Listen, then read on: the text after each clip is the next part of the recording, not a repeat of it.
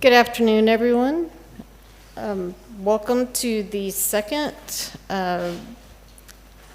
high-lift common research model session.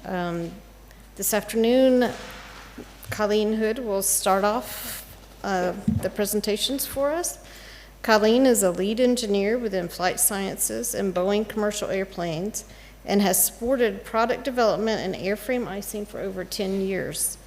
She has worked closely with NASA, the FAA, Airbus, Bombardier, and other industry partners through collaborative efforts such as the high-lift common research model ecosystem and the manufacturer's icing certification group. As icing has become a key driver in Part 25 design, Kolleen is working to drive innovation and collaboration across the industry to ensure that future designs are safe, reliable, and high-performing. Thank you. Thanks, Melissa. Afternoon. Today I'll be talking about the Boeing contributions to the high-lift CRM ecosystem, kind of continuing on this morning's set of panels. So there's an overview of what I'll talk about, kind of what we've done so far, what we're working on now, and what we see going forward. So to date, I think Adam touched on both of these papers, the importance of just specifying a reference geometry and its kind of baseline reference positions been key to make progress toward modeling something consistent, something that we can all look at and analyze. These are probably our most tangible contributions to the ecosystem so far, which brings me to the next two topics, which are the models. The wind tunnel models that we're designing and building, they're at 6% and 4% scale, and I'll go over them in a little bit of detail. Starting off with the 6% model, it's a full span model, emphasize kind of three key aspects that we were going for: modularity, flexibility, and robust and repeatable setups. So modularity in the sense of being able to swap out leading edges, trailing edges, high-lift devices, control surfaces, things like that, in order to get just a wide range of possible configurations. Flexibility, we designed this model up to 350 PSF without the empennage. We're targeting a variety of possible wind tunnel facilities, also half-span, full-span capabilities. It's starting off as a full-span model, but it does have the capability to become a half-span with a new fuselage. Robust and repeatable setups, we have used our wind tunnel design best practices for this model, so we are very familiar with wind tunnel models and have applied a lot of our kind of design practices into this model. As part of the design, we surveyed other ecosystem models, solicited ideas to guide the design. This was, I think, 4 or 5 in the list of models that had been built and designed. So things like the common wing pressure belts with the NASA and the ONERA models, making sure that we have a consistent location there. Adding unsteady pressure instrumentation in the wing, pylon, and empennage. One difference that we did choose to make was using L-shaped brackets instead of T-shaped to meet our stress requirements. And in the course of defining this model, we refined other definitions for the ecosystem, such as landing gear, control surface devices, things like that. That's now been rolled into the ecosystem reference geometry. So there's more detail in the paper that was published last year. You can see that number there.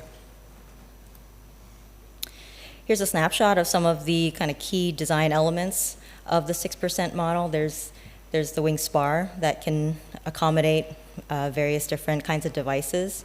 There are brackets. There are covers on either side of the bracket so that the pressure bundles can be routed through. A little more definition in the main landing gear, as well as different heights that are possible for testing. Variable chine testing, as well as radial and streamwise fuselage pressures. And then you can see on the bottom 2 right pictures the empennage, the horizontal and the vertical, as well as their elevator and rudder, respectively. Those have been defined. So where's the model now? The 6% model design itself was completed in late 2022, after which a fabricator was selected and on contract in early 2023. And so as of the middle of this year, it was estimated the model was approximately 70% completed and fabricated, but since then the vendor has told us that they're unable to complete the fabrication. So it's pretty fresh news. We're trying to evaluate what avenues we have for completing the model at this point, but it will be done. And when it is, we have an entry lined up at the Kinetic 5-meter low-speed wind tunnel. That's in Farnborough in the UK. For that first entry, we'll aim to get the baseline set of cruise reference takeoff and landing configurations, both in terms of baseline forces and moments, as well as lateral directional data. We'll also aim to get a reasonable spread of Reynolds number and Mach number effects at Kinetic, as well as artificial ice testing. In the future, as I alluded to, this model could be tested at other partner facilities, so that's being planned and looked into now. We do plan on trying to go back into Kinetic to look at other effects, half model, AERO-ACOUSTICs, mounting system, ground effects, and of course additional artificial ice testing. But this model is, again, as part of that flexibility, trying to be a good platform for other things like flow measurement technology. So it is being, we're trying to look forward and have it capable of being tested with PIV as well, or other flow measurement technologies. Following that is the 4% model. That one's a semi-span model and geared more towards atmospheric tunnels, so university testing, research facilities. So we solicited requirements from key stakeholders across these universities. And this model is intended to be more of a modular platform for that kind of research, that kind of testing. But as it is part of the ecosystem, there is value in maintaining as much practical commonality as we can. So instrumentation layout is very similar to the 6% model that I just talked about, while making adjustments here and there to meet the research objectives. For modularity on this model, we're, again, aiming towards those research objectives, so things like making many more panels that can be removable so that you can have space for things like cameras and models within the model, replace the panels with things like windows, things like that isn't quite as possible with the 6% model. And on this platform, we look at it as an opportunity to also advance additive manufacturing capabilities, looking at what kinds of things that we can make with AM versus traditional methods. This test bed also is a way to acquire unique experimental data using innovative flow measurement techniques. If it's mostly going to be in an atmospheric tunnel, the bar to entry should be quite a bit lower and quite a bit faster. So where's this model at? The requirements were finalized late last year, and the design itself started around the middle of this year. We are actually targeting vendor selection. It says summer 2024, September, so it feels like it's almost the end, though you wouldn't know it based on the weather this week. But we are targeting a vendor selection here soon. For testing plans, there are a couple of entries currently planned at the Kirsten Wind Tunnel at the University of Washington in Seattle. The first test is planned for 4Q of next year, with the second one the year after that. And we are still in planning for tests at other facilities, especially in the UK. So you can see the universities there listed that we're talking to. Okay, on to icing as another topic here. So as maybe a lot of folks already know, about 15 to 20 years ago, the regulations for Part 25 airplanes shifted a lot, such that icing became a lot more prescriptive, and in a lot of cases that we're seeing now can drive design and size, really, the configuration. So in acknowledgement of this, we and NASA formed a collaboration in 2019, aiming at trying to predict both ice shapes and their effects on airplane performance and handling qualities, really trying to drive forward computational tool improvements. And the primary way that we are planning on doing that is leveraging the common research model, the high lift configuration, collaborations with other partners to develop a database of aerodynamic effects due to ice, and improve the methods, aiming towards these capabilities. So predicting smooth surface separation, CL max, handling qualities, and also making sure to get at predicting the right reasons, predicting the right things for the right reasons. So eventually also trying to understand what's happening, not just on the surface. As part of this, we do plan on engaging collaboratively with regulatory authorities so that it's outside of ongoing certification problems. We can talk about these kinds of problems outside of any sort of programs. So last year at the SAE International Conference on Icing, we had a CRM high-lift icing workshop. We proposed the wind tunnel testing approach, ice shape prioritization, and minimum data needs that we would try and extract out of the ecosystem here and provide back. There was a lot of good discussion, general agreement. There were representatives across industry, academia, and research. Had a lot of good discussion. So right now we've prioritized several different types of ice shapes and conditions. Still getting at this with and without embedded roughness. Does roughness on the surface of large ice shapes, how much does that matter? Investigate this at a range of Reynolds number and Mach numbers, at a range of configurations as well, so from cruise all the way to landing. The flaps up old ice has been developed. That's the shape developed by NASA using LuIce 3D. Christopher Porter presented that at the SAE conference as well last year. So it's a great milestone.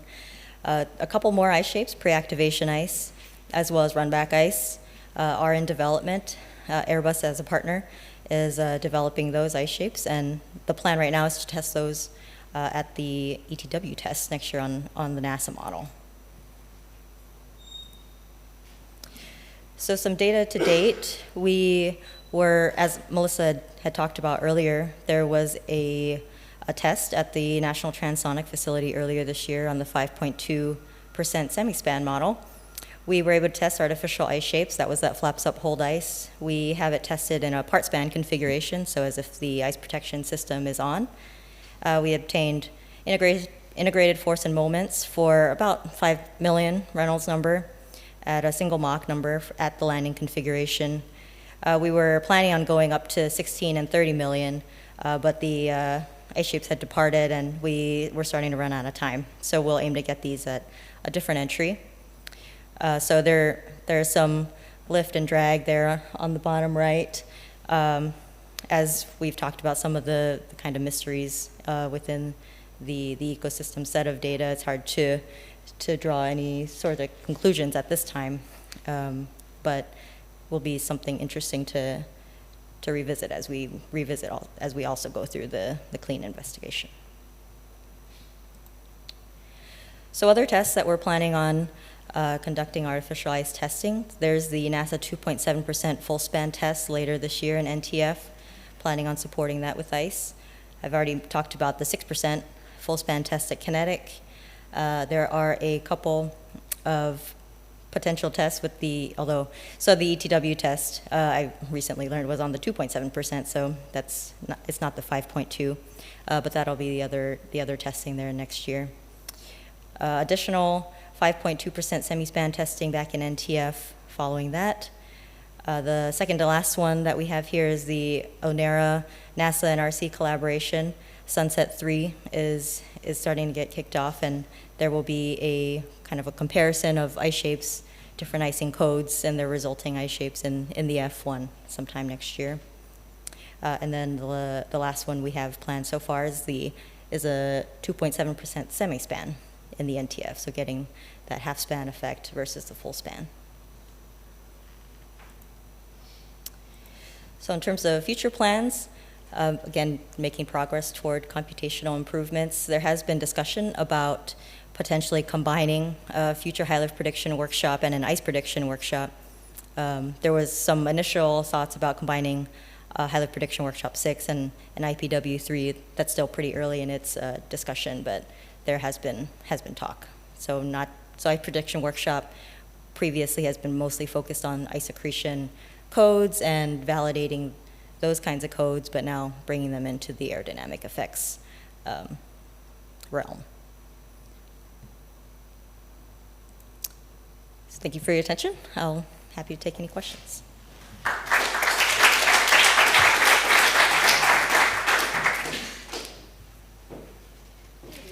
Any questions for Kolleen?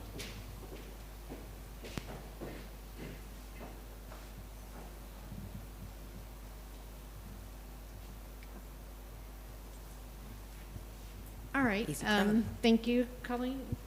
And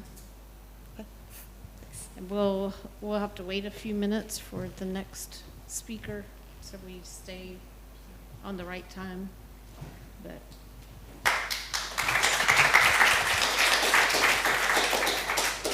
While we're waiting, you have some constraints of your current test, right, objectives. Is there something you would like to do that's not currently in the plan? For the first entry? Sure. Yeah, I think you can always have a bigger test plan. We have been approached about adding additional testing, things like noise or additional lateral directional, building up the database even in that way as well. So I think there's a lot of testing we want to do on the 6% model, on all the models. So it's just a matter of how much can we fit, when can we do it.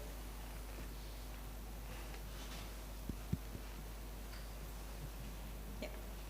Can you describe your collaboration with Airbus a little bit more? Like, just the mutual foundation of interest that allows for such collaboration to be fruitful? Or? Yes. So I think Airbus and we are in similar boats. I think we see that icing is one of those key design sizers at this point. And as we get to more of the transformational airplanes themselves, that's just going to get more and more difficult. So I think at this point we're seeing a real need to engage collaboratively across the industry and not be so siloed. So it's a really promising, I think, turn. I don't know if that answered your question. Maybe to follow up, do you see potential for additional topics of collaboration? Beyond icing. Yeah, with We the serving haven't- is a good example. We haven't talked about much beyond icing at this point. I think there's certainly possibilities there, I think. Part of the background of all this is that Airbus and the European community have their own common research models they've developed over time. So a lot of that is making sure that there's enough interest in common topics to where we can expand beyond just these kind of limited things, right? So that's the tricky part about it. I seem to clear was an easy, clear topic of interest because of the changes to the regulations, right? So we all have to do this, and we actually have to do it together. There really is no other way to do it. But other topics become a little more tricky, right? Because they built up capabilities around their own internal configurations, much like we have.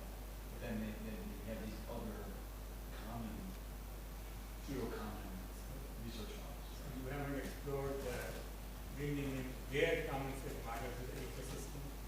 Well, it's not available to us. It's not publicly available like what we're trying to do. It's available to within a small group of people that are working on a project. Right? So it's not really right. That's the key difference between what we're doing and what has been done. Yeah, so it's complicated. It's a good question, but complicated. The key is open geometry and making things really happen a bit more open. Right. That just didn't exist before, a relevant geometry. And the learnings that they generate within their kind of ecosystem are not really available. Limits the value to anyone else outside of the group.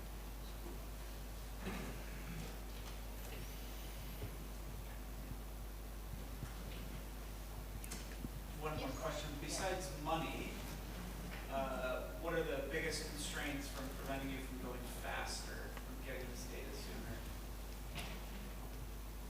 Is there anything within the ecosystem that prevents you from moving faster? Are there any bureaucracy constraints, or that's all pretty free? It's just finding the people, finding the money to go do the work. Well, acts of God. Yeah. And then, That's a big one. I'll let Kolleen, I mean, there's a whole bunch of stuff, right? If money was no object, would we go faster? Maybe. Yeah, I think it's important to also note that we've generated far more data all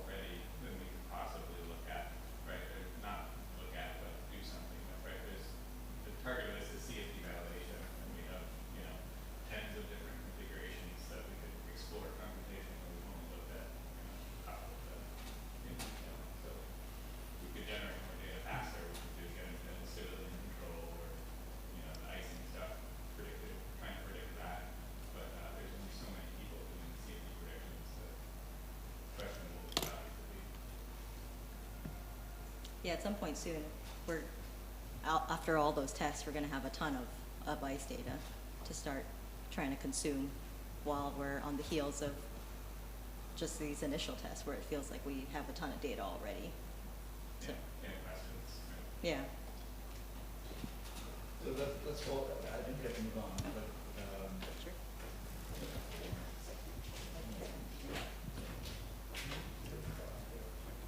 okay, sorry. Oh, Go ahead, Tom. Want me to ask? Yeah. No, it's just a comment really that just to reinforce your point. When I used to work for the UK's Defence Research Agency, quite funny, at the end of the financial year we always had money to burn up. So we always had interesting things to stick in the tunnel and get huge amounts of data for that's never ever been used. So a lot of it sat on a computer that sort of died and nobody could transfer the data from one format to another. So it's all right rushing ahead and getting lots of data, but you've got to think carefully about how we're going to store that for the future, what we're going to do with it, and you know, it's got to have some use.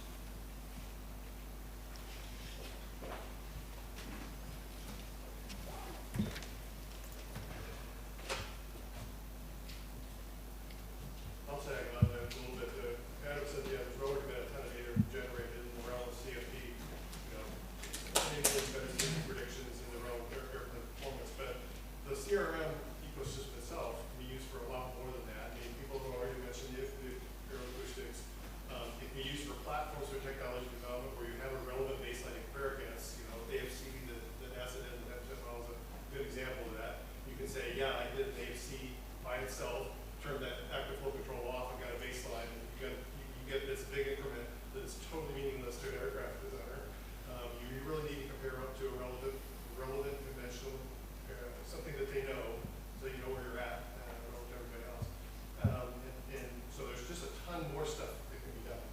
If you want to study a certain flow physics scenario, the model can be made to do that. We can rearrange parts or add new parts to create that, and go collect data on it. And so there's, I feel like we're just kind of nibbling at the beginning, the first 10% of what's possible, if, you know, it's just a matter of interest and probably hours. Yeah.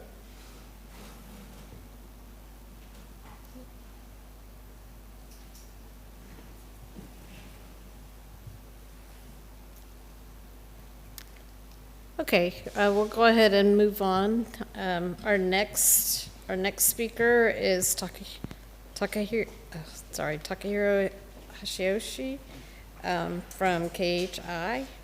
He will be talking about the test summary of the full span high lift common research model at KHI AERO-ACOUSTIC low speed wind tunnel.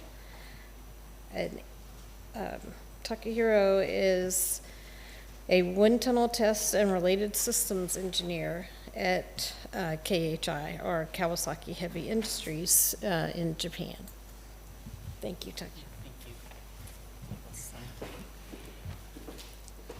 Yes. Hello, this is Takahiro Hashioka from Japan.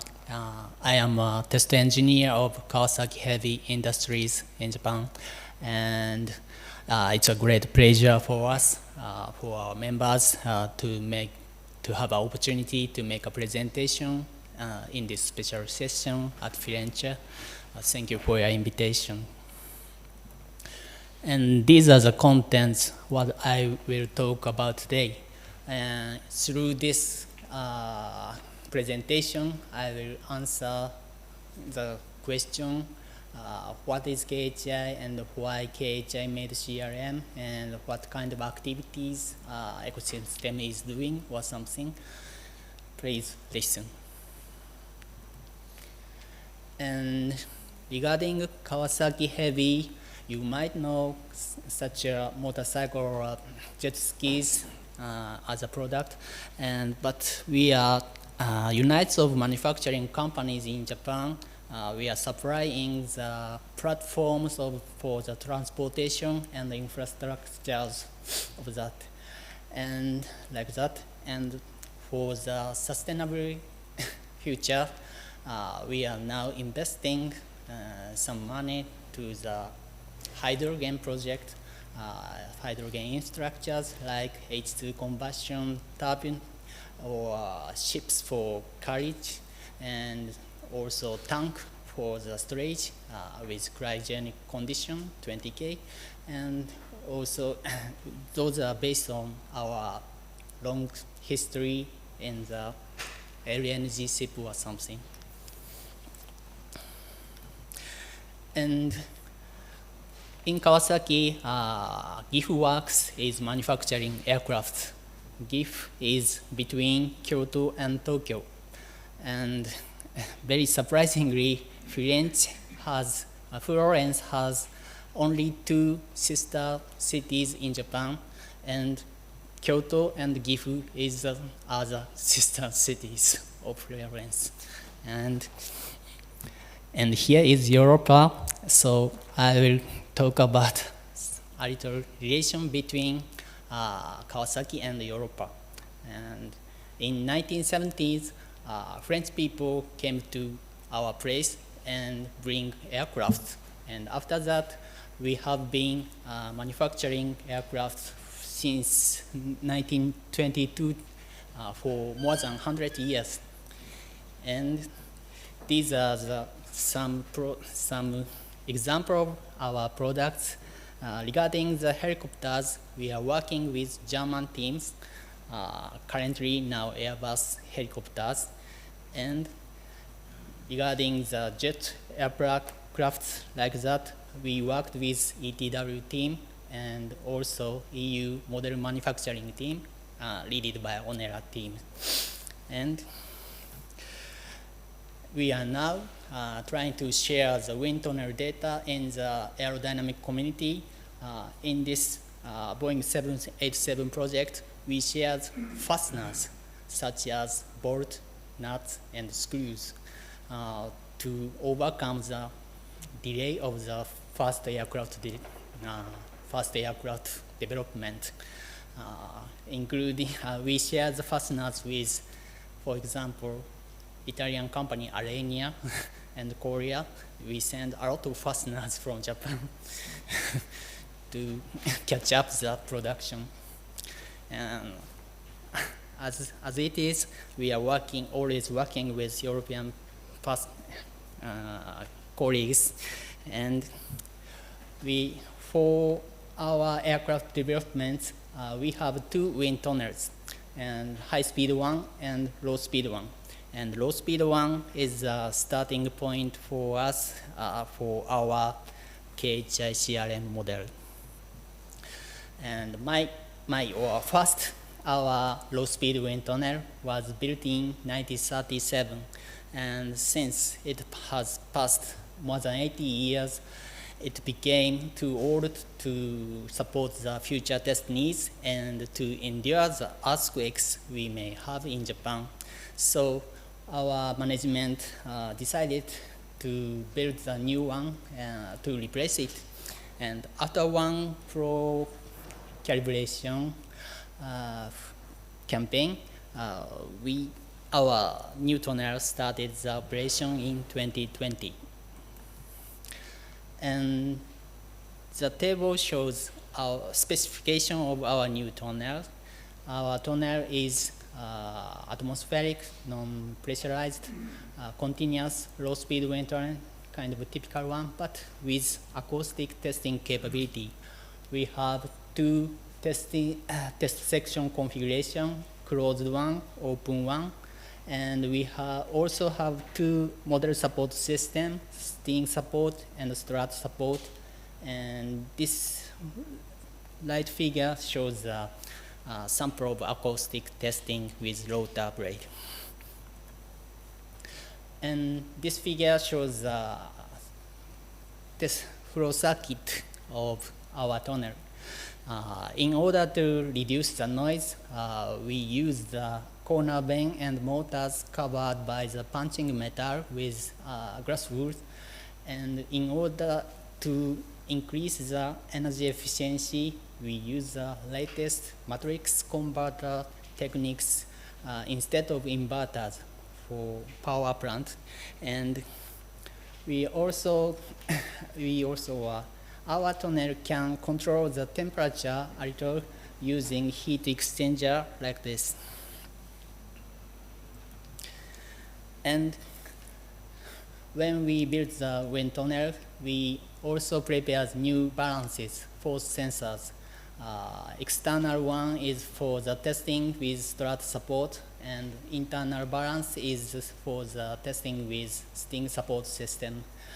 And we selected flange interface between model and balance to reduce the uncertainty of the force measurement. And also we use the ultrasonic axial force gauge to make force measurement better. And flow condition changed drastically from old tunnel to new tunnel. Especially dynamic pressure becomes 4 times, so we needed a new check standard model. And from various type of private and public shapes, we selected NASA CRM model as outer shape of our model. And considering as objectives, test bed for test techniques and also CFD variations. And this chart shows the time schedule of our tunnel development and model development. We prepared 3.23% scale CRM high-speed model and high-lift model for our new tunnel. Especially for the development of CRM-HL model, we received kind of full support of ecosystem members. And firstly, we introduced 3.23% scale high-speed model. Since JAXA already had 2 CRM models at that time, so we can learn a lot from JAXA. And graph shows the test result in the March of 2019, and red mark shows JAXA's data, and black mark shows Kawasaki data. And as you can see, matching is reasonably good, and this data make us feel relief. And secondly, we introduced a high-lift version of CRM. And in 2017 to 2022. And in these 5 years, as you can hear, ecosystem teams did some testing at NASA and Kinetic to establish the reference configurations. And we used that configuration as the outer shape of high-lift model. And we used 0.2 inches trailing edge thickness model and for our models.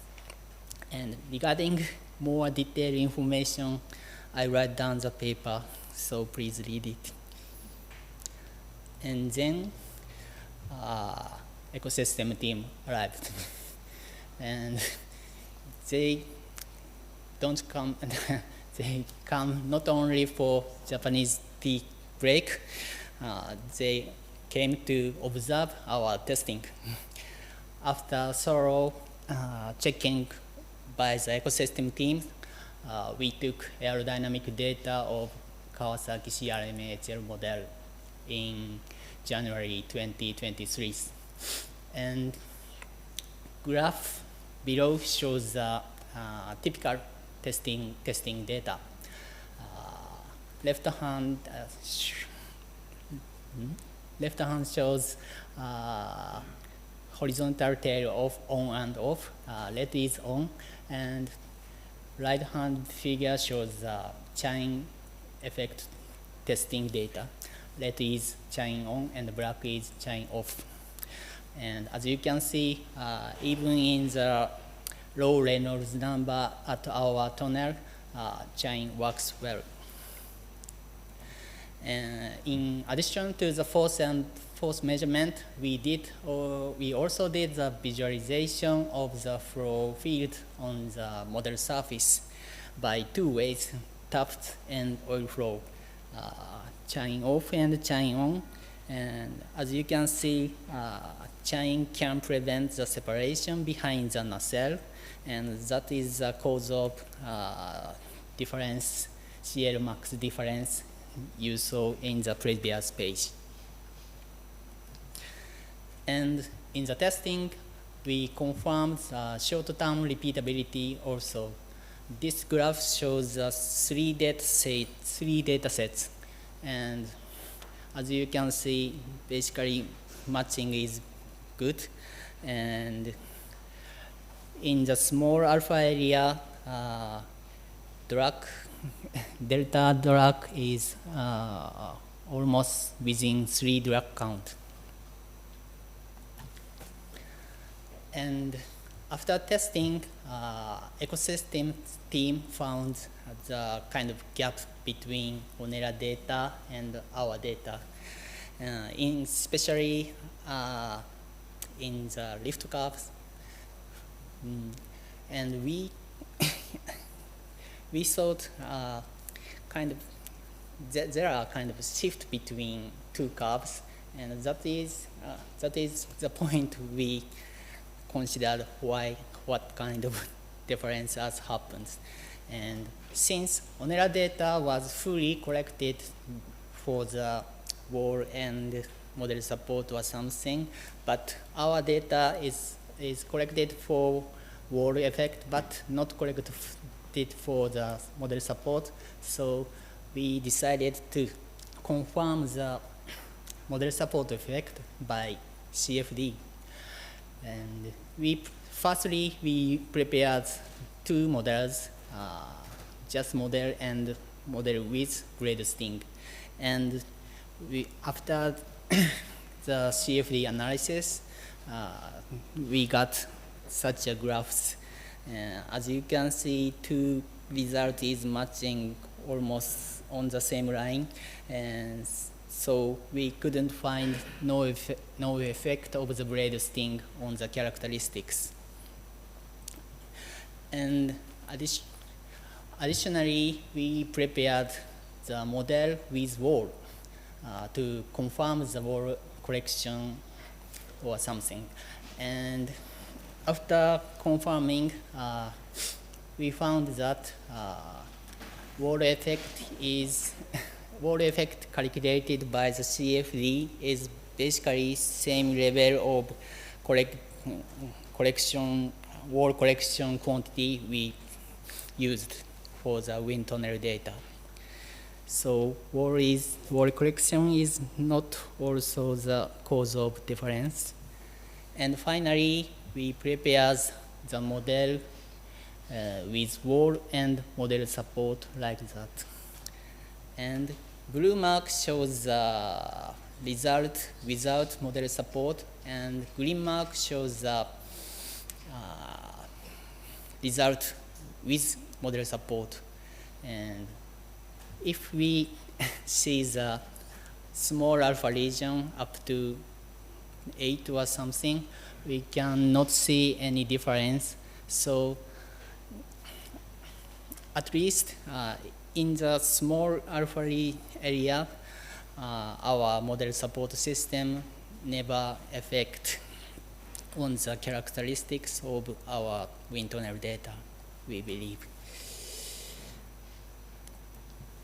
And this figure shows a kind of skin friction on the model surface, and not only integrated result, this figure shows the equivalentness of those two results. There are no difference between the result with wall and with wall plus model support.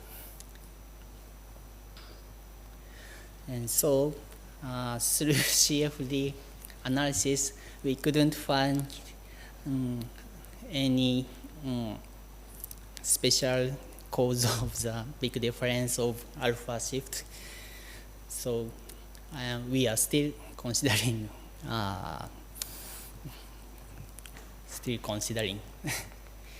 And very recently, we have back to the wind tunnel testing with CRM-HL model. In this June, we did third test with CRM-HL. And in the testing, we did model deformation analysis or model deformation measurement. As you see, at the wingtips, we found 5 or 7 millimeter deformations. But the condition we took the data is slightly higher loading condition, so we believe 3 or 4 millimeter deformation at the tip existed in the test we show you in the previous pages. And KJ very last year introduced PIV system also, and we tried the system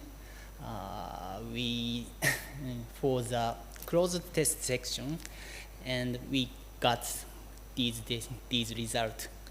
And this result is the flow field of the green line section after fuselage at alpha 6 degrees and 16 degrees. To tell the truth, these results can change with parameters we use for data reduction. So we are now checking which kind of combination of parameters is proper to get the flow field. And summary. And we built new wind tunnel, new low-speed wind tunnel, and introduced CRM-HS and HL model as a check model. And we did 3 testing in these 2 years. And since we introduced the model as a check model, we can have some chance every 2 years, at least 1 test can be done. So we will continuously take data and confirm the uncertainty of our data using that. And data we took in our tunnel will be shared by ecosystem teams. And we are now working with JAXA team for their new model, and we are always welcome any collaborative events and works with ecosystem members. And we fully appreciate all support from ecosystem team, JAXA, and Melissa-san, Courtney-san, Jeffrey-san, Doug-san, Adam-san, Kolleen-san, Morton-san. Thank you so much. Thank you for listening.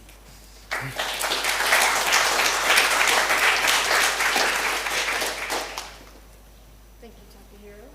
Any questions? Takahiro? Go ahead, Chris.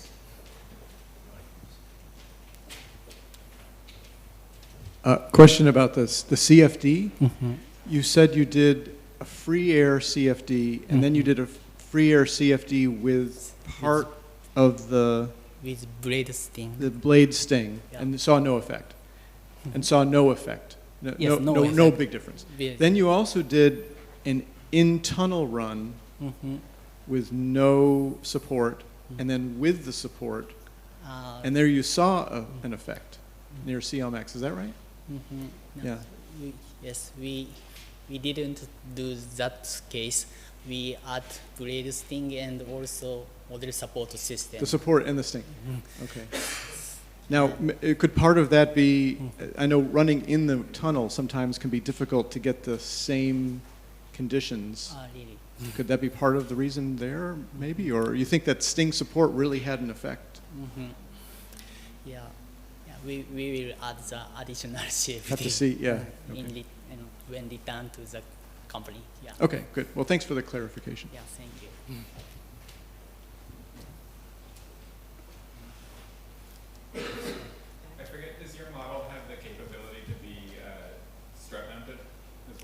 Yes, we can. Do you have plans to do that? Yeah, someday we'll do. We are now concentrating Redstone configuration.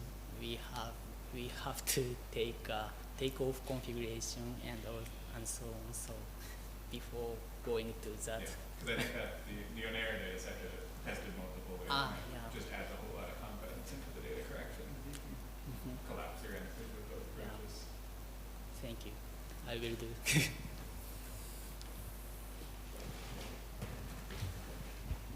Just a quick question. Will you share all the data, including the PIV data, with the community? Yes, Okay, we will great. share. Yeah, thank you.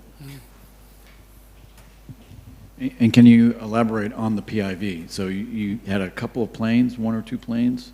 So what extent of the model can you actually survey with PIV? So how can you go, for example, can you go on top of the wing? Can you go around where the nacelle is? Can you, and then how close to the surface can you get with your PIV system? I saw the DLR result, and DLR result is very sophisticated. They can take data just on the model wing surface, Yes. but it's basically difficult for us with reflection program. So I'd like to ask DLR people what are you doing or something. But after such a learning, we might add such a data also. Okay. Yeah, thank you. We need more practice.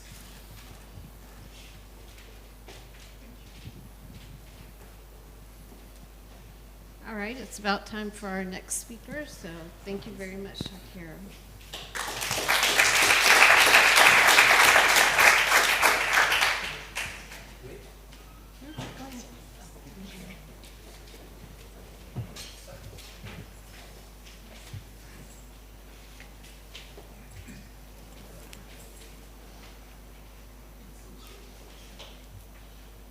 Okay, next, hold on, sorry.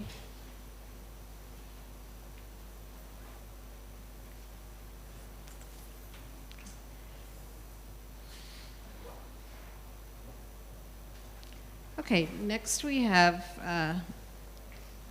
Masataka from JAXA, who will be telling us about the things that JAXA is doing for the ecosystem and their future plans. Let's see.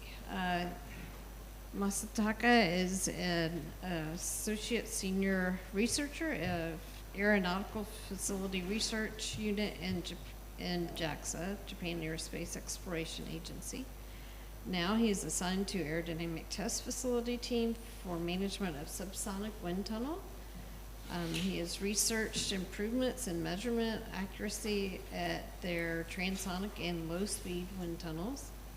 He's also in charge of wind tunnel tests for certification by analysis, validation data, and airframe noise data at high lift configuration. He joined the National Aerospace Laboratory, predecessor of JAXA, in 2002. Thanks. Thank you, Chair. I'm Masataka Kohzai from JAXA. Now our high-level CRM model is being fabricated. Today I'd like to talk about activity plans with high-lift CRM at JAXA. Outline, firstly, I talk about objective of introducing JAXA's high-lift CRM model, and next, JAXA's model description, and next, activity plans with high-lift CRM for certification by analysis CBA, and airframe noise reduction project, Flow 2 project, and finally summary. The objective of introducing JAXA CRM model is for stall prediction research in certification by analysis. We acquire aerodynamic data around stall conditions to validate our CFD-based stall prediction tool And we conduct optical measurement with PSP at store conditions and develop a flow separation measurement method with TSP. Other objective is use it for airframe noise reduction research. We validate of airframe noise reduction with a common high-lift configuration with main landing gear. Airframe noise data in baseline configuration will be published. For improvement of low-speed wind tunnel, we improve the value of low-speed wind tunnel by releasing standard model data and improve wind tunnel technology for high-lift configuration and semi-span model. JAXA's high-lift CRM description. Our model fabrication and test schedule. Our 8% semi-span model design and fabrication started in November 2023. The model will be delivered in February 2025.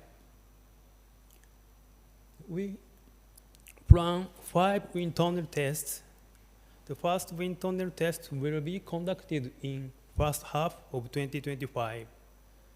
The detail of wind tunnel tests will be explained later. This slide shows JAXA's 6.5 meter, 5.5 meter low speed wind tunnel to be used for CRM. This facility is atmospheric pressure closed circuit type. We cannot control pressure and temperature. And this facility has the largest test section for aerospace in Japan. The maximum velocity is 70 meters per second. We have sting support and strut support test sections. Right figure shows the high-risk shear model installed in the test section. The test section is octagonal cross section, truncated by 1 meter. This facility was constructed in 1965. The specification of our model. Our model is 8% starboard side semi-span model. The length is 5 meters, semi-span length is 24 meters. The model surface is painted glossy black for optical measurement. Our model consists of strut wing flap, fuselage, nacelle pylon, horizontal tail, and main landing gear. For strut and flap settings, high-lift CRM ecosystem setting at landing and takeoff for reference data are prepared.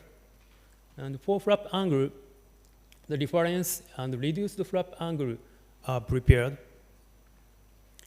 Our model is designed based on NASA's 5.2% semi-span model. And NASA 10% semi-span noise has already conducted a noise reduction, noise test.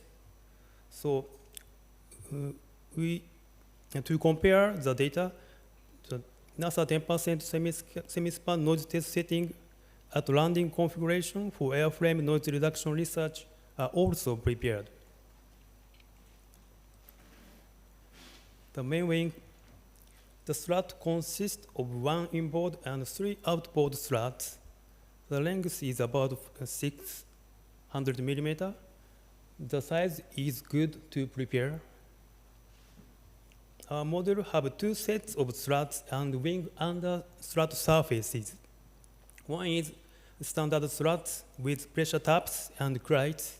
The other is struts for noise reduction devices without pressure taps and crates.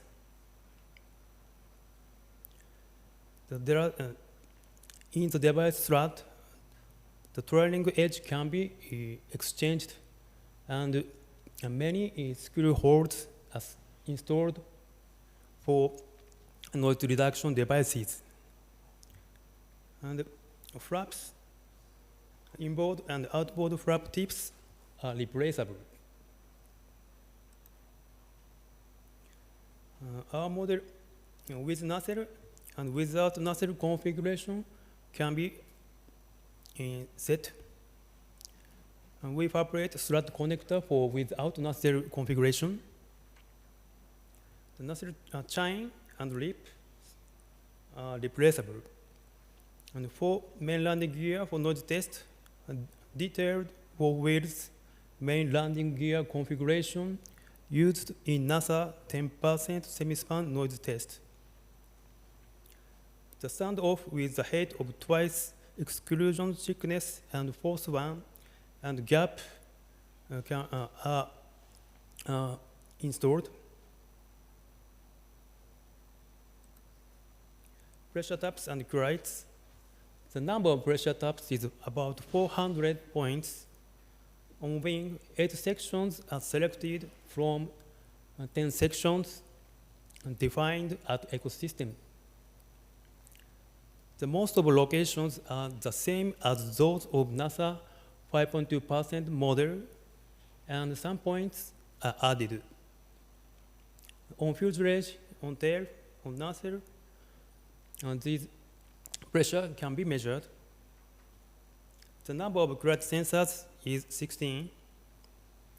5 on wing is selected for ecosystem location, as shown in light figure. 10 crate sensors on curve of strut and wing under strut surface for strut noise evaluation, and 1 on tail are installed. The next subject is activity plans with high-lift CRM for certification by analysis, CBA.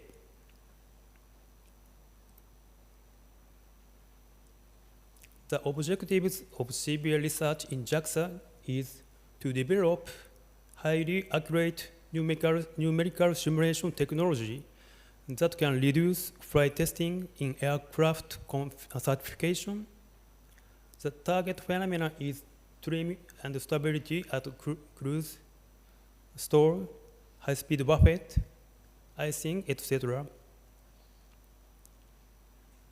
Other objectives are acquisition of highly accurate test data to be used for numerical tool validation and creation of guidelines for CBA to reduce flight testing. Development of CFD tool for stall, the hybrid lance LES methods and mesh adaptation for lance are being developed, and wind tunnel effects are investigated. Wind tunnel data for validation of CFD tools at stall, the ecosystem database and high-lift prediction workshop data, and JAXA's wind tunnel test data is used and will be used. The development of CFD tool for stall, the hybrid lance methods show significant improvement. The flow separation on the wing compared to lance simulation for an acceptable increase in computational cost. The mesh adaptation for lance, the automatic mesh adaptation methods can reduce the computational cost of grid converged solutions. The wind tunnel effects, especially for semi-span models, the wind tunnel wall effects need to be addressed. This slide shows wind tunnel data for the validation. As conventional measurement items, aerodynamic force, moment, pressure distributions, and crate transducers are measured. As flow visualization, we conduct oil flow, steady PRV, unsteady PSP, flow separation, and model deformation. And to investigate wall interference effect, the wall pressure and pitot pressure upstream of the model standoff effect will be measured. At first test for CBA, and these items will be measured. And at second test for CBA, the bottom items will be measured. The unsteady PSP and flow separation will be measured after third test. I'd like to talk about the 3D PIV plans at JAXA's low-speed wind tunnel briefly. The objective is detailed investigation of aerodynamic phenomena that affect boundary layer separation on the inboard and outboard of the wing. The test condition is a Mach number of 0.2. The angle of attack is around stall angle. Configuration is landing without horizontal tail and main landing gear. This figure shows the PIV settings when performing PIV about inboard and outboard on the wing.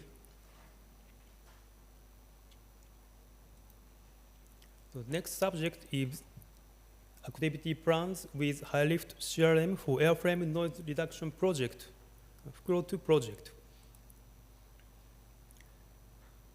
Our high lift CRM model budget is from this project, so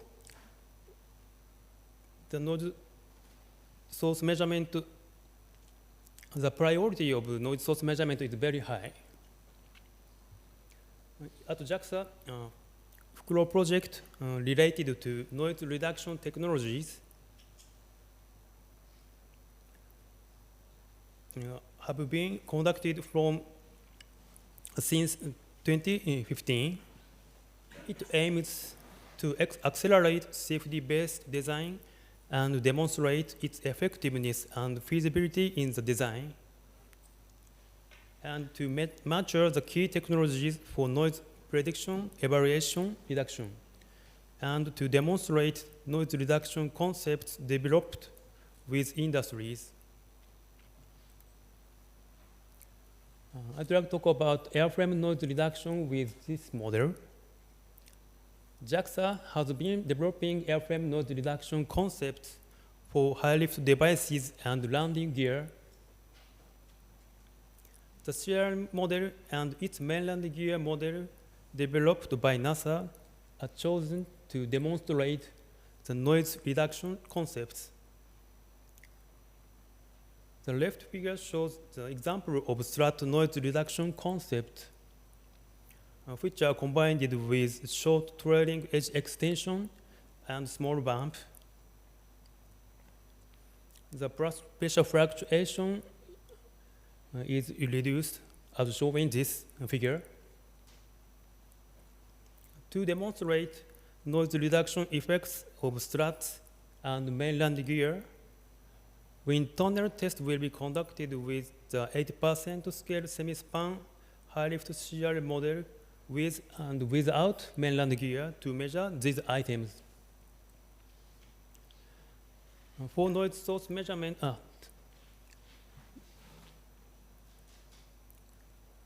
the wall can be changed to microphone array as shown in right figure.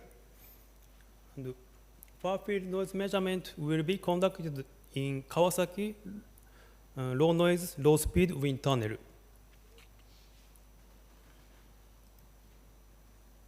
CRM, high-lift CRM main landing gear installation effect. As part of JAXA's landing gear noise reduction efforts, the installation effect of the high-lift CRM main landing gear model is also clarified by wind tunnel tests with a standalone main landing gear model and the semi-span high-lift CRM model. The left figure shows the test setup with the standalone main landing gear, and the right figure shows semi-span high-lift CRM model with main landing gear. And JAXA plans to make data from such wind tunnel tests with baseline configurations publicly available in collaboration with NASA if there is sufficient request. Finally, I'd like to talk about test schedule with our model. The model will be delivered in 2025. For Flow 2 project, 2 wind tunnel tests will be conducted in financial year of 2025 at JAXA's low-speed wind tunnel. And 1 wind tunnel test will be conducted in Kawasaki low-speed wind tunnel in 2026. For CBA, 1 wind tunnel test will be conducted in 2025, and the other is in 2026. We plan invitation to open house for high-lift CRM ecosystem partners at this wind tunnel test. The date is around September 2025.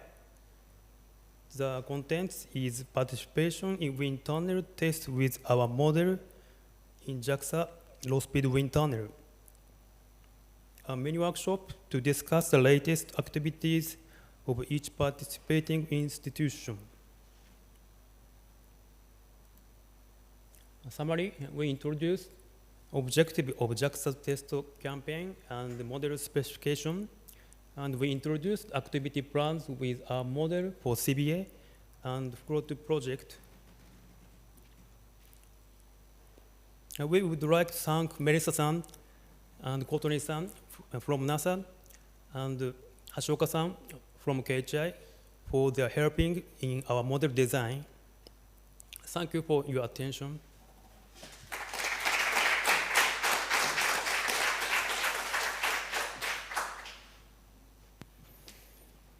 Thank you very much. Anyone have any questions, comments? Okay, Chris.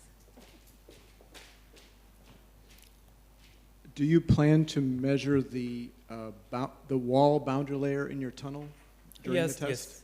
I've already measured the boundary layer. Oh, you have? Okay. Yes. Yeah, yeah. You can characterize it, maybe even with the model in the tunnel too. I mean, when the model is in the tunnel, can you Yes. also measure it at the same time? Oh, okay. Yes, we plan to measure Yeah. with model Okay. condition. Yeah. Okay. Yeah. Okay, good. Yeah. It's one thing the CFD folks always need. Always. Yes. And is that in more than one location? The The boundary layer? boundary measurement. Yeah. Just one location or multiple? No. Enter the test section and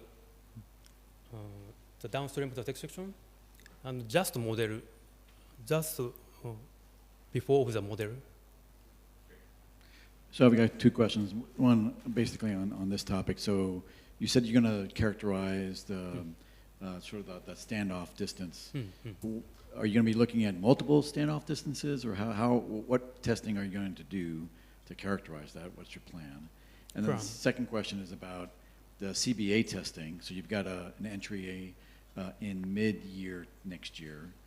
Are you going to collect ecosystem data when you do your CBA testing? Those are my questions.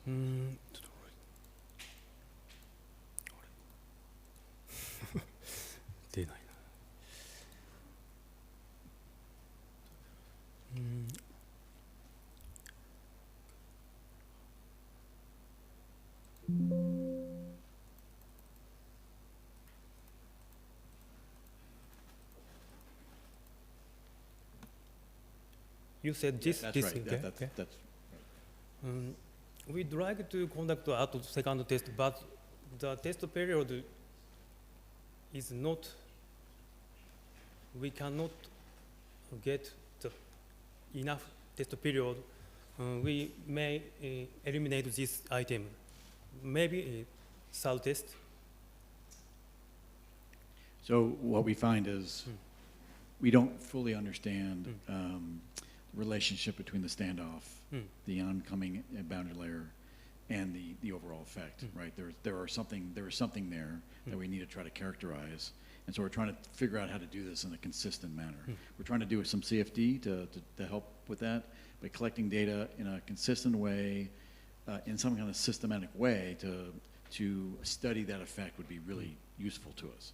So that's just, you know, a plug for, you know, continuing to do that. That is important. You know, as we start getting more and more full span data, maybe that will be less important. But right at the moment, we have a lot of half span data that we, you know, there's issues with it. We're trying to decipher, right, and try to understand the pieces. And we think the wall effect is, you know, the boundary layer, you know, standoff effect is significant. Yes. So that data is important. Yes, we hope we make the guideline of half-span model test. Right. And then so the CBA, so the work that you're going to be doing here with CBA, is that ecosystem data, is that data that will feed into the ecosystem at some point, or is it separate? Is it different? Sorry.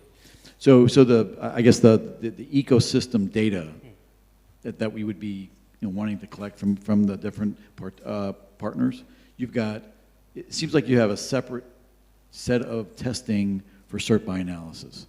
Is that testing going to feed the ecosystem, or is that ecosystem data going to come from a different set of testing? So if you go to your schedule, I guess, the last chart you had, you make it, there's a difference between the ecosystem and the cert by analysis. Are we going to expect to see data from both sources or just one?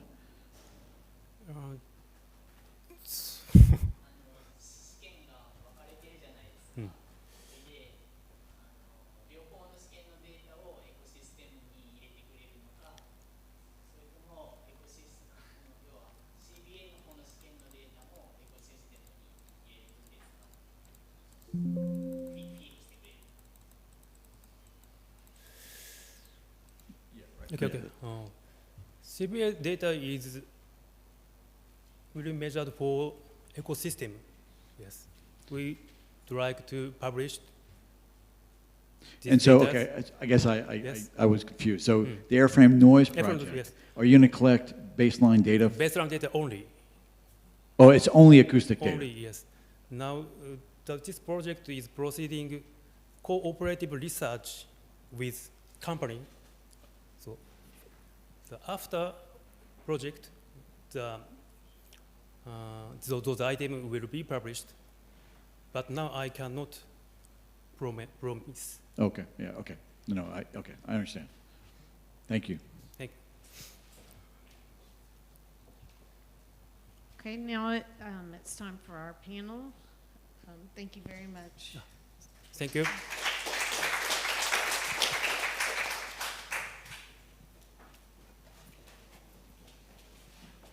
So I want to invite all the speakers from today. So both the morning and the afternoon sessions, to please come up to the stage. And what I'd like to do is kind of open it up for general questions. Some of the questions that we were posing earlier, more general questions, I think are appropriate. So we'll start with any questions from the audience. And if we don't have that, then I have some prepared questions that I think are going to be important. So just to keep in mind some of the objectives that we talked about this morning, you know, we're kind of here to engage the European community, particularly with testing, common testing with the high-level CRM configuration. We want to encourage participation, so we've been saying that all along. And we want to explore areas of interest, right? So we've had some interaction with some of you offline. We've talked about acoustics, we've talked about different things. So if there's other areas of interest, we would like to talk about that now. We want to identify opportunities for collaboration. That's really what this whole ecosystem is about, is to create an environment where we can collaborate. And then we want to obtain feedback based on what you've heard on how we can improve the ecosystem, right? Things that perhaps we could be doing better or that we haven't thought about. Those would be kind of useful to us. So I'll just open up to any general questions or comments. Anyone? Sure. I just don't know the answer to this. Does everyone do the same type of labyrinth seal when you do experiments? I mean, that offset. I know there's different heights, but does everyone have the same type of connection, or is it different depending on the tunnel? I'm just wondering about the commonality between all these semi-span tests. I think in All general. use a labyrinth type seal probably. Do you all use a labyrinth seal? I think in general that has been the approach so far. Okay. The Boeing 4% is likely to be different just because the variety of tunnels we're testing and don't all have turntables that the base could mount to, so you have to do something that's attached to the model and figure out how to correct for that. Okay, but so far all the ones we've seen so far have been pretty Yeah, much the same I think that's true. strategy. Okay. Ralph, did you have a comment on that? No, it's basically the same, so it depends a little bit. But I think that is part of something we should maybe discuss. The whole thing that we've seen today reminds me of the early days of the workshop when you look at CFD. So you did a CFD computation, look at the experimental data, and either you match it or not, and then you go home. And now we're at a stage that we're collecting so many experimental data. Many of these match, but some do not, and we have questions. So I wonder if it would be a way to proceed to get the experimental guys together and look at specific details. And maybe, Chris, what you mentioned is one of them. And just try to explore together from the material that they have, maybe supported by CFD, because that's what you usually do at home when you try to figure out why data look the way they do, to get a hand on that. And maybe we have topics for that, as we've seen open, closed test sections, semi-span testing, the seals. There are so many things that might or might not play a role. So what I'm getting at is maybe it could be an idea to try at least to get the experimental guys together and work together on such things. A little bit like the technology focus group. So maybe they become testing focus groups or something like that. Just as an idea. That's a good idea. Marshall. So, Marshall Galbraith, you more or less answered my question with that. But my question was basically, like we're seeing here, we're starting to see scatter now between the experiments like we always do with the CFD. I know how to do verification with CFD to try to reduce the scatter, but I don't know how to do verification on the validation data to reduce the scatter. So what are the plans for presumably all these different organizations to get together and sort out all the different kinds of things that could be causing the differences that we're now seeing in this data that all should be quote unquote the same? That is a good question. It's a great question. I think we've seen a lot of that happening kind of informally to date, right? We've had a number of NASA data came in, and it hasn't just been Melissa sitting there going, why is this different? She's involved, us at Boeing, she's involved ONERA, she's involved KHI. We've all been talking about it, trying to get to the bottom of it. And perhaps it's, now that we're getting data from many, many different sources, perhaps it's time to formalize some of that. What that looks like is TBD. Yeah, I mean, I could imagine visiting the different facilities, having people kick the tires and see what's even, Yeah, that's one of the, we don't really talk about that a lot publicly, but that has been a feature of the ecosystem to date is, we were at the KHI test, Boeing's been at I think a lot of people came and saw the NASA test. There's been a continuity of personnel kind of across the bulk of the tests so far. And there's a lot of value in that. So kind of back on the different standoff heights, it might be worthwhile just to completely tape that at fixed angle of attacks and see what we compute. Yep. Yeah, it's a great idea.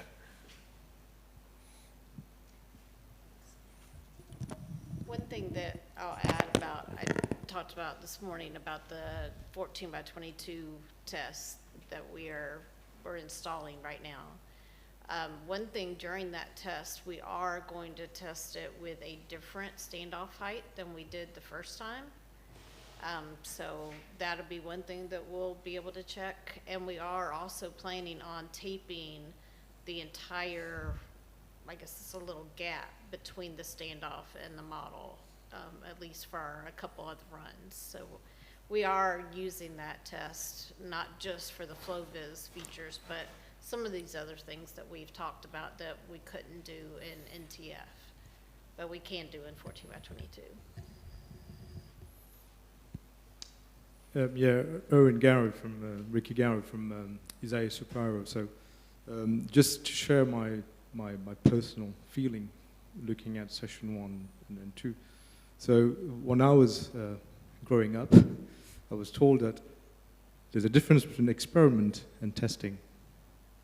In testing, you go and you put a model, you generate a lot of data and you hope for the best. In experiment, you go and look for the physics that you're interested, or the result that you're interested.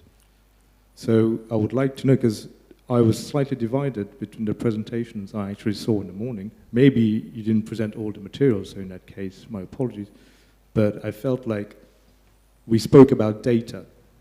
I mean, data is data and result is result. So you can do an experiment and get the result, but you could do many tests and get only data and no result. So I don't know how much interaction there is into what we are really looking here, because, yeah, I mean, in the 1950s, we knew that we put a model in 2 different tunnels, we will get completely different results, and that was blamed on turbulence intensity. But is there this kind of sort of conversation or debate, or everyone says, I've got my model, I want to know, it's a 10 scale over an every 20, I just want to blow air on top of it and see how it behaves. Is that how we proceed? So that's a great comment. I fully agree that there's a difference between testing for the sake of testing and then testing to fully understand the flow physics. So there's a challenge here, right? So many of the ecosystem partners are building models for specific purposes, right? And we're trying to fit in some basic testing on consistent configurations at consistent flow conditions to get some set of data that we think is going to be consistent. Now, as we're generating this data, as you've seen, things are not lining up the way we expected them to line up for essentially a consistent configuration. And like you said, though, every tunnel is different. There's going to be issues, right? So now so now we have all this data. We have some discrepancies, and now we're trying to figure out how to sort out the discrepancies in a way that we can utilize future testing to help inform, right? So a lot of that is, are we collecting the right data? Absolutely great comment, and we're collecting the data we can collect to the extent that we can collect it, right? So do we want more data? Absolutely, we want more data. We want more off-body data. We want more data on the surface. We want to understand what is actually happening with the flow physics, which will help us unravel these mysteries. But we're kind of limited to what we can collect today. And so, go ahead, Rob. I'll just add, we are asking for characterization of the test section of the tunnel itself, and so that's a part of this ecosystem, is to understand, okay, what are the conditions the model's actually seeing? What are those boundary conditions so you can do the right kind of calculations? And so it helps to inform, but it may not be able to give you everything that you're looking for. But we are trying to understand the physics behind why there are differences. Right, so we are asking the different facilities for that kind of data for that purpose. Now, initially, we took the tack that we're going to be comparing corrected data against one another to help perhaps sidestep those more complicated issues, right?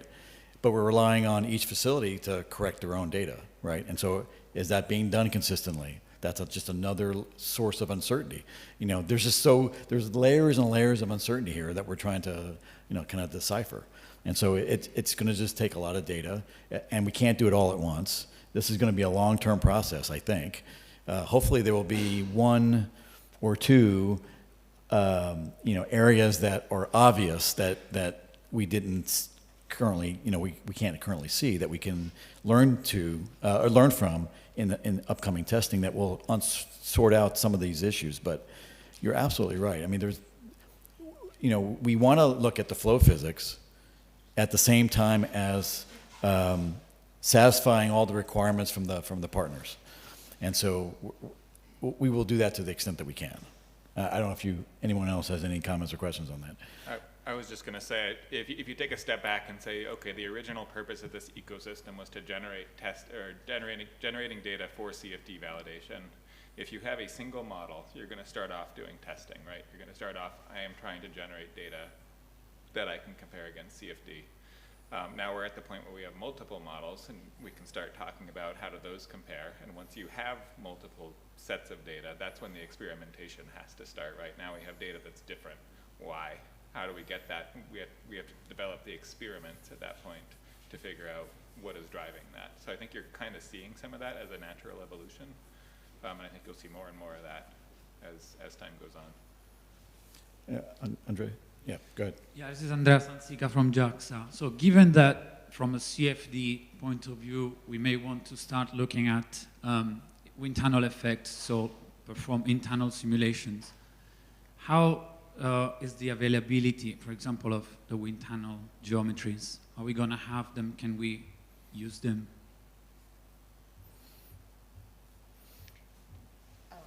I can speak for NTF. That is something that we are finalizing, the geometry for the NTF, including the slots and the full high-speed leg of the NTF. It's something we've been working on, but because of the ecosystem and everything else going on, it was pushed to the top of the pile. So that's one benefit of the ecosystem. As far as the other facilities, I think you'll see it varies. Kinetic, there's a geometric set out there that exists. You look at the Onera F1 and they're pretty hesitant to actually release geometry there. So kind of going to have to pick and choose a little bit, I think. Yeah, Simon. I'll make comment. I think, as Jeff was alluding to, a lot of the different partners have different constraints on what they can do. They have a certain amount of test time. They want to get a certain data. Sometimes they have other objectives they're trying to achieve. But I certainly wouldn't characterize all the experiments as like a recipe. You come in with a plan. You're going to get X, Y, and Z on models A, B, and C, or whatever configuration A, B, and C. Where we see differences within the constraints, we try to chase them as much as possible. And a good example of that would be, we took the 10% model, NASA's 10% model is tested in the 14 by 22. We took the same model, put it in a different facility, same Reynolds number atmospheric facility. We got a different answer. And so we looked at the data that we had available. We had pressures, we had many tufts. We said, okay, it looks like things are happening differently at this side of body. So we did things to explore that. We did, made sure we understood the boundary layer of the tunnel. We exercised the blowing system of the tunnel to see if that had an effect. It did, so we were poking in the right spot. So I guess the bottom line is we're trying to dig into the physics that are causing the differences that we're seeing as much as possible within the constraints of the testing. But part of this is we're learning what's important, and it's pointing to the need for more data in certain areas, and that's an opportunity to define the requirements for the next entry, right? So it's we all as an ecosystem have to say, okay, what did we learn? What do we need to learn next? And then fashion an experiment with either some combination of configuration and instrumentation that allows us to move the ball forward. Yeah, in a word, this is a journey, right? We are exploring this space in a way that we've never explored it before. And we're going to run into areas where we don't quite understand what's happening. And so we just have to meander into this space and try to collect as much data as we can in the areas that we need to collect to the extent that we can, right? And so, yeah, it's a journey. Yeah, and the CFD helps. I mean, we get stuff in the wind tunnel, but we're limited in our visibility in the flow field and stuff, so the CFD helps us. Well, it helps inform, perhaps, the testing that we want to try to do. So I have Tom and, yeah. So Tom Gibson, Airbus. So just really a word of caution. We've talked about getting the right answer for the right reasons. And separately, we're saying we're seeing differences. We might expect there to be differences. And sometimes when we get two results which are the same, maybe they're not the same for the same reason. So we should be very careful about where we pick an outlier, because maybe the apparent outlier is not in fact the outlier. There's something else going on. And it's not so surprising. It touches the point that's made earlier about why this takes so long. Differences between wind tunnels have been around for as long as wind tunnels. They're going to be very, very difficult to sort out because of all the differences of balance calibration, paniche, is it live, is it not live, what distance is it from the wall, how is the boundary layer developing, and so on. So a lot of effort will need to be put into really understanding the experiments before you can go over to the equally difficult topic of getting the CFD to work for what are very complicated flows and very demanding points that we want to pull out, like alpha max and CL max. So sorry to muddy the waters a bit more. Oh, no, absolutely, no. But don't jump on it. I fully agree with that. I think a lot of getting to what you're getting at is getting trend data. Isolated cases, we get lift curves. We're getting a trend with alpha there, which is really useful, but we need trends with other things, like statistics and so forth. It allows us to see, well, where are we on the optimization curve? We're on the front side or the back side. And so we can get to, are we getting the right answer from there? But Doug, just to pick up on your comment, you said you had deviations for whatever test, and you looked at it from BOEING. So I asked myself, do we coordinate the requirements that we would have for the test? I mean, everybody is building a model, is doing a test, throwing out data, but is there a chance to say, hey, we see this as an uncertainty or a non-understood problem? It would be good to have this kind of data to solve it. I have the feeling we don't coordinate. Well, to an extent that we do, that we can. Okay, so one source of data that is turning out to be critical, almost crucial, is surface data, visualization data, oil flow, tuff. Not every facility has the ability to get that data. I mean, that has been critical to us. I mean, looking at how the flow breaks down is a critical aspect of understanding whether or not data is being generated in a consistent manner. We just don't know that, and we can't get that data consistently from every facility at the moment. So if we could, we would coordinate. We would get that. Well, we don't need it from every facility. We need it from one or two. But do we point out that we have a requirement for a specific test, and maybe anybody can answer to it? Not everybody, but maybe somebody can. That's where I'm coming from. I think some of that discussion has happened in terms of the high-level prediction workshops and what they are needed. Sure. Going into that, what are we trying to tease out of the workshop, and then after a workshop, what kind of data do we need going forward? Make a good point is like, okay, we should be collaborating more on the experimental side. How do we drive the experiments? I think it's happening, but it's ad hoc. Because some of these things are just not production, right? That's where some of these techniques are just being explored, right? Exploratory, and they're not production. If they were production, then we can count on them, for example. But it's turning out that surface pressures and forces and moments, it's just not sufficient to truly understand what's happening. So we're kind of in this weird, weird boat where we don't have enough data, and so we're asking for this data, and some facility cannot give us this data, and so we're trying to do workarounds. So it's fascinating. Like I said, it's a journey because a lot of the things that we want, we really can't get when we need them, and so it's tricky. Well, I think it circles back to a comment you made earlier about engaging other folks. It's like earlier in the ecosystem, like the day at LA conferences, I could go off and get 10 minutes in front of the AERO-ACOUSTICS TC or the AERO measurement TC, say, here's this whole stream of tests with models and opportunities for you to develop measurement technology or get AERO-ACOUSTIC data. And it stimulated a little interest, but I think we need to go back and say, now we can potential things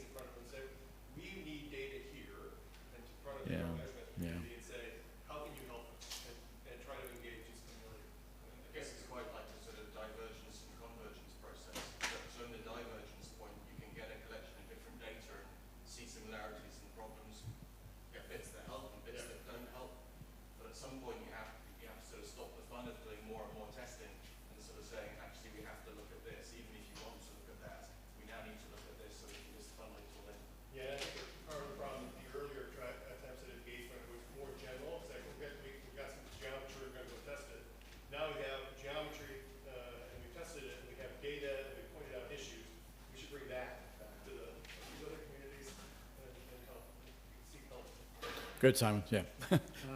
Very quick comment, I'll try to be as quick as possible. So anomalies and mistakes are the greatest driver for learning.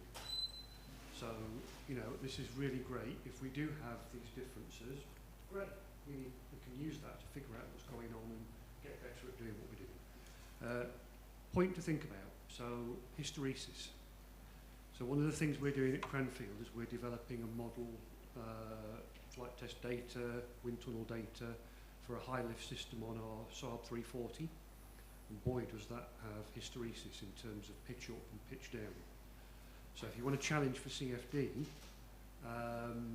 getting data in the wind tunnels that don't just, you know, pitch pause, but, you know, thinking about getting data on the way up, getting data on the way down, and actually understanding why it's different.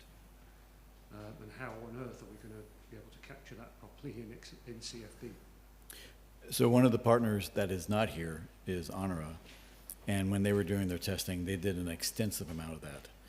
And that's essentially all they do. And that data was very repeatable.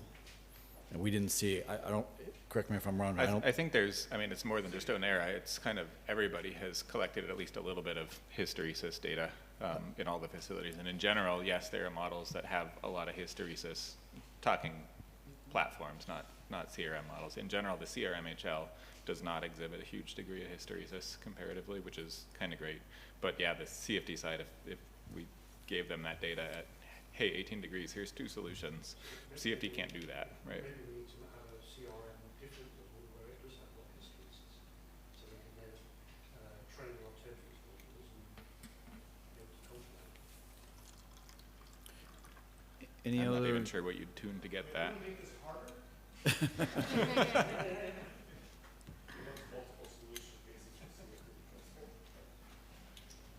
Anybody else have any questions for the panel? So we have a few minutes left. We had some prepared stuff, so I'd like to ask this question. What do you think is the single greatest benefit of participation in the ecosystem, and why? Anyone want to take that? I'll take the easy answer first.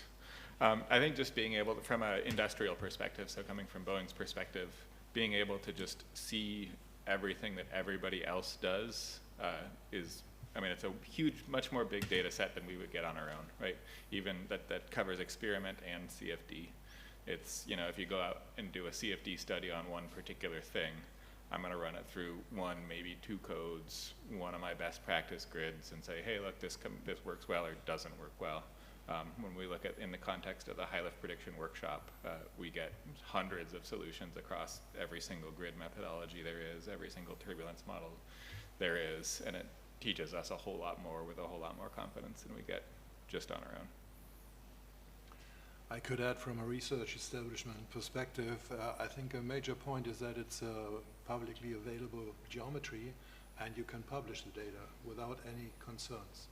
So I think that is of great value for us, next to the fact that you have a comprehensive experimental and numerical database, even if it's not perfect or closed.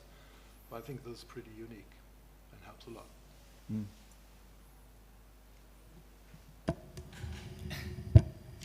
This ecosystem project makes our system checking process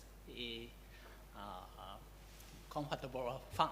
It's fun because system checking process of wind tunnel becomes easy, tedious job for us. Every year, every testing, we have to do we have to do. But this project makes our such a job kind of so much fun.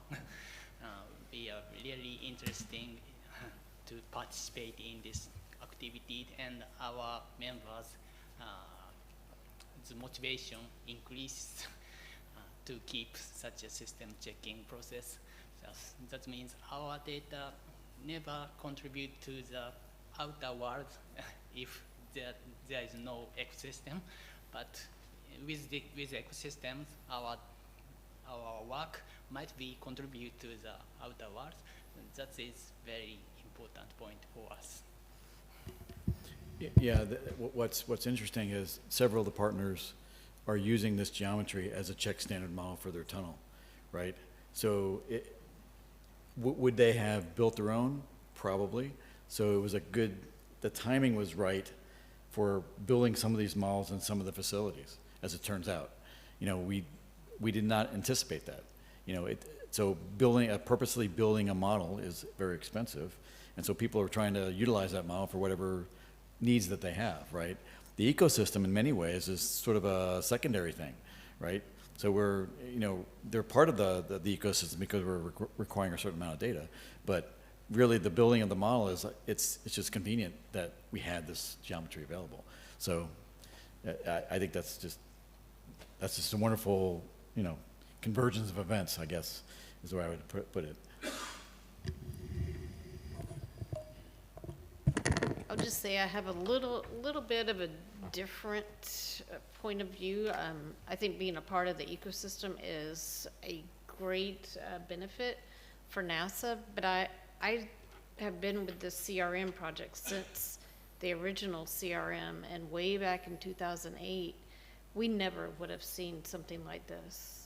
We never envisioned that it would be something like this. The original transonic CRM, and then leading to the high lift CRM.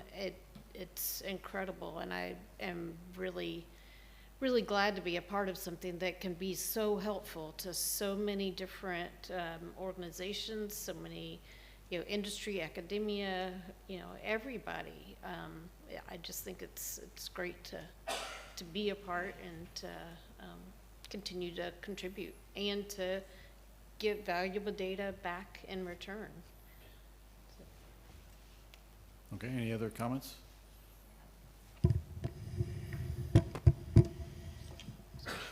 Maybe even kind of outside the ecosystem, the fact that there's a kind of a repeatable open platform for other technology to get developed, that just seems to like it's accelerated in the past few years. Just papers that even if they're not involved in this ecosystem, they're using the ecosystem geometry to do some sort of crazy technology development or testing and publishing those results. And that's actually ultimately helpful for us as well, just to see what else is being pushed and developed. So I think that's been a useful, really valuable thing that's not really connected to what we're trying to do right now. Okay, I'm going to pose one last question, assuming nobody else has anything else. And this kind of, I think we touched on this a little bit, but a good question. I think it's going to be interesting.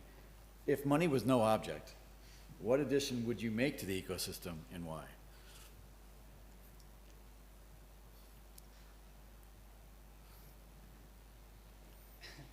Make a full-scale aircraft. Is safe. Build a flight demonstrator. Okay, I didn't see that coming, but that's good. That'd be really useful.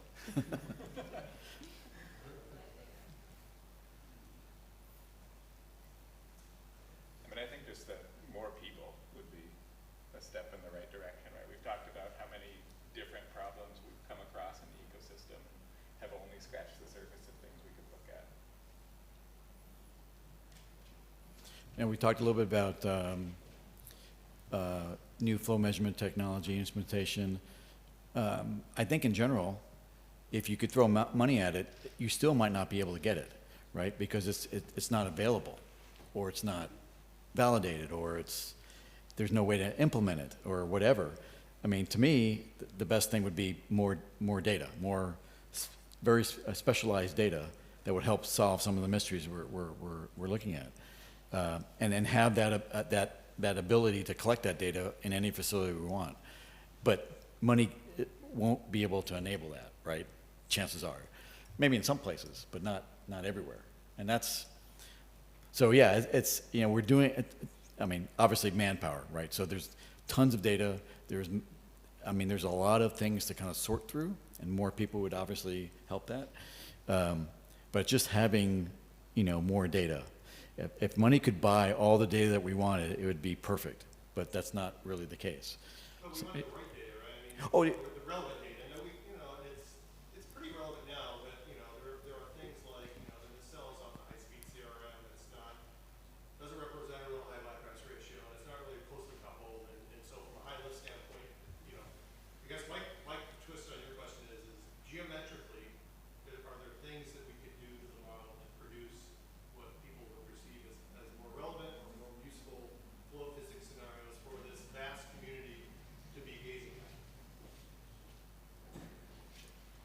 So a question for everybody, I guess, is with all this data, is there an opportunity to be using AI and machine learning to look at the data and see if what it can actually do? Any thoughts?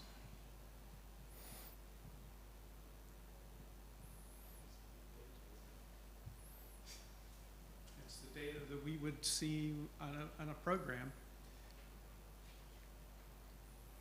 That's a good question.